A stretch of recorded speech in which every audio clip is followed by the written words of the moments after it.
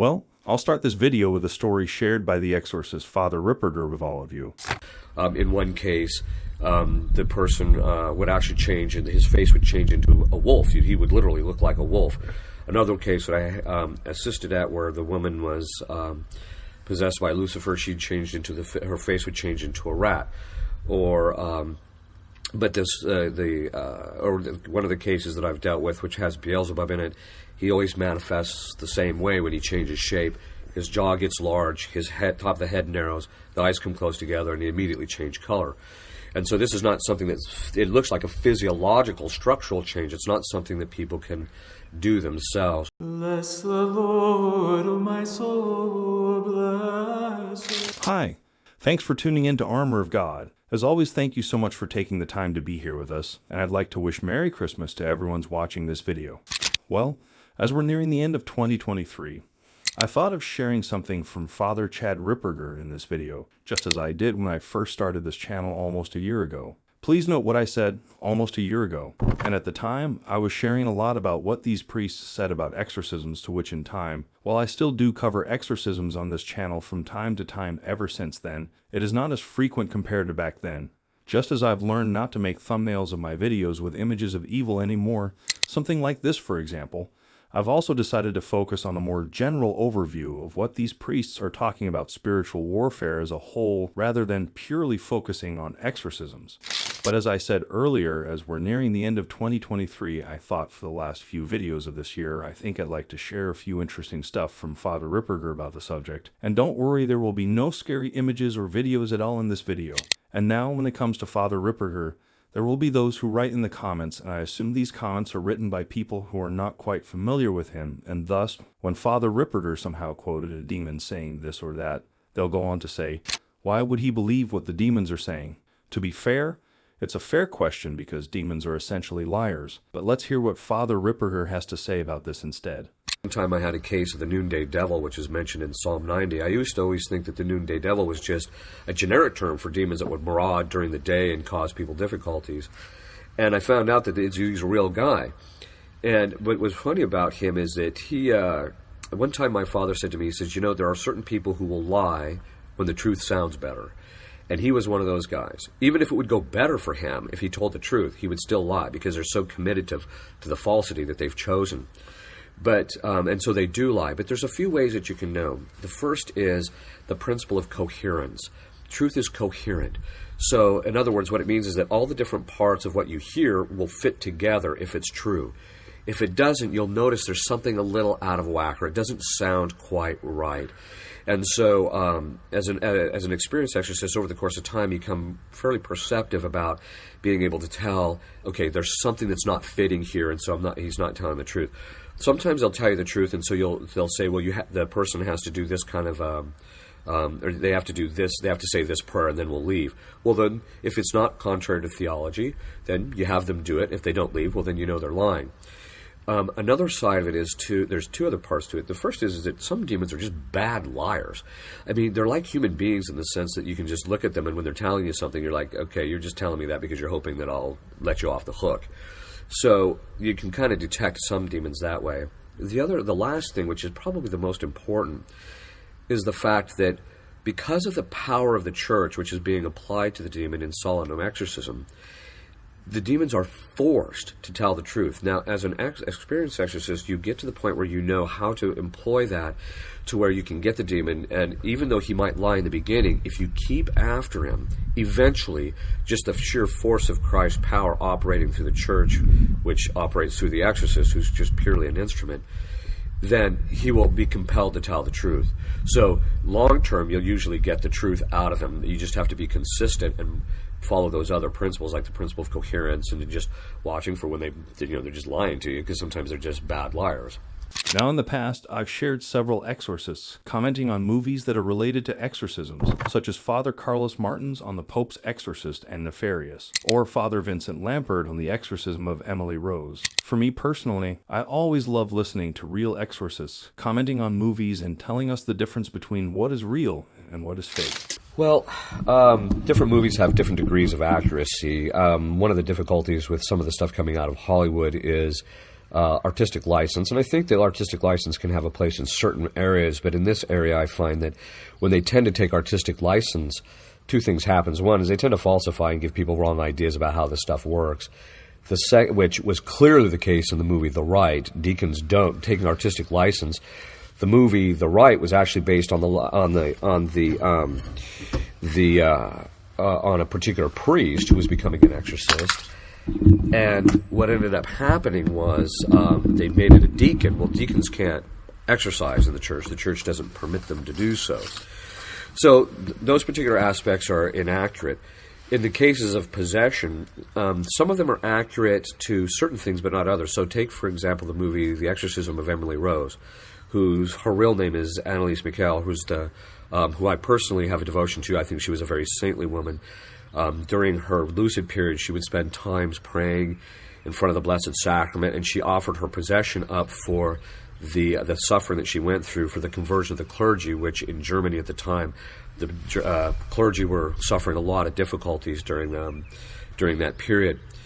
But that movie was very accurate to a book called The Exorcism of Anneliese Michael. It was accurate to the book. The problem is the book wasn't fully accurate. So, for example, in the case of Anneliese Michael, she was in fact liberated of the initial possession. Then sometime after that, Our Lady did appear to her and ask her, would you allow this so that many would come to knowledge of these things? And she said yes.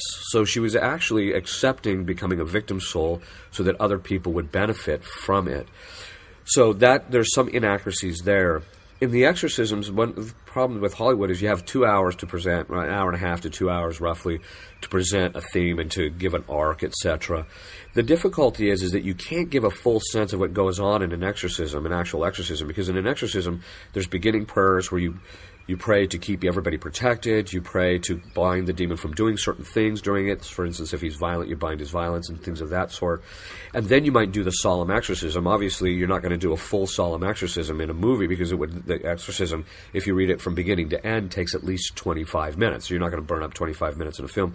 So they'll cut bits and pieces of it. So it gives people the impression that you just do a few things and all of a sudden the demon's gone. And that's not necessarily the case either. There's also some things where people will think that, so for example, in the movie The Exorcist, that it was the priest basically getting angry with the demon, and that was when the demon and telling him to transfer to him, and when he came into him, then that's how the woman was liberated, and that never happens. It's called, the technical term for that is called transference, where the person tries to take on the possession and it's transferred to the other individual. That never happens. The church strictly forbids it, and the reason being is because of the fact that when people try to do transference, you don't end up with one person possessed, you end up with two people possessed, because the person has opened the door to the demon coming into them, and they still have possession of the other individual. So, in relationship to the Hollywood things, so there's a lot of inaccuracies. There's also tends to be a bit of sensationalizing of certain elements of it in order to sell the movie, to make it interesting. When in point in fact, most exorcisms are pretty mundane. Yeah, you might see morphing, and you might see things like that, but it's a grind. It's not, all this stuff happening all of the time. So, but some of the movies are more accurate than others. The movie The Exorcist is fairly accurate to the historical case, fairly, though there's, again, areas that aren't. The Exorcism of Emily Rose is fairly accurate. The movie The Rite is very inaccurate. It actually bears very little resemblance even to the book The Rite, upon which they based it on. And so you just have to be careful. It's also the case with some of the movies that they're coming out with, especially in the paranormal areas, and also where they're doing things without really consulting experienced exorcists. Those movies are, by and large, inaccurate to how things occur. And there's also a lot of misunderstandings in Hollywood about the natures of these things. So very often they don't know the distinction between a ghost, which is a disembodied soul, that's somebody who's died, who's in purgatory. At least that's the general consensus among experienced exorcists.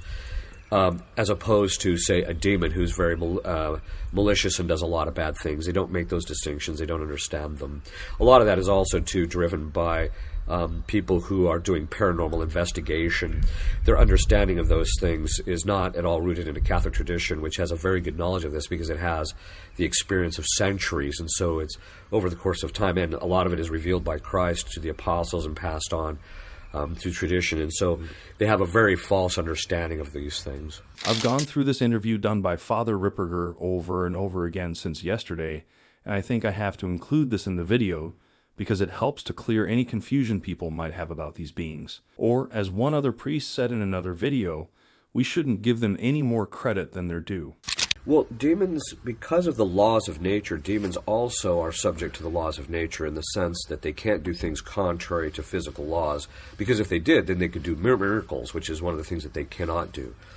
St. Thomas says that in relationship to, say, like morphing, they can do one of three things. They can either, when the light hits the person as it comes off, they can change the light as it's transferred through the medium, so that by the time it gets to what you see is the change that's occurred. The second is they can actually change it in your eyes. They can also change it in your imagination, so that you can't really distinguish between what's in your imagination and what you're actually seeing. It just appears that way. So those are the three ways that they can actually do that. Indeed. So, but they're still subject to the to physical laws when they're dealing with matter as well. Now they can, with things that are pliable, they can move them around and things like that, but they can't change bone structure or things like that. Now, before I share the next clip from Father Ripperger, I would also like to give a shout out to a few channels that have contributed in my growth, and I hope all of you can take the time to watch, support, and subscribe. Number 1, our brother William Albrecht. I can't thank my brother William for his amazing contents, as he brought in a lot of brilliant guests to talk about our faith, especially on the history of early Christianity, about our Blessed Mother, the Church Fathers, and so many others. Number 2, our brother Rob from Blue Collar Catholic. I feel this channel is extremely underrated because every time I watch Rob explaining about something in relation to our faith, he's doing so enthusiastically, and you can just feel and see how much Rob loves Jesus. Number 3, the Divine Will Era. I'm sure you've heard me said this many times before, how much Dr. Michael James has helped me so much in understanding the gift of the divine will, as well as introducing me to Father Joseph Iannuzzi, who, as you know, someone I really respect and love listening to. And finally, number 4, our dearest sister in Christ, Julia. Julia has been very supportive of this channel since the start, and the amazing thing about our sister here is although she's not a Catholic, but she's been asking a lot of great questions about Catholicism and is more than willing to listen to our Catholic priests talking about the subject of spiritual warfare, which she also does regularly on her channel, educating her viewers about this very subject. And so I hope that more of our Catholic brothers and sisters here can guide her and take the time to explain things she probably didn't know about the faith. Well, if you're still here at this point of this video, thank you so much for your time, and there are a few more clips I'd like to share with you that I hope will be educational to all of you. And now, let's talk a little bit about divination. I'll start with this before I share Father Ripperger's comment on it. Divination is essentially the seeking after knowledge of future or hidden things by inadequate means. The means being inadequate, they must therefore supplemented by some power which is represented all through history as coming from evil spirits. Hence, the word divination has a sinister signification. As prophecy is the lawful knowledge of the future divination, its superstitious counterpart is the unlawful. As magic aims to do, divination aims to know. The definition of divination is seeking by the medium of demons knowledge that's not proper to your state in life, really. And I think that it's usually driven by curiosity, which is also seeking knowledge that's not proper to your state in life.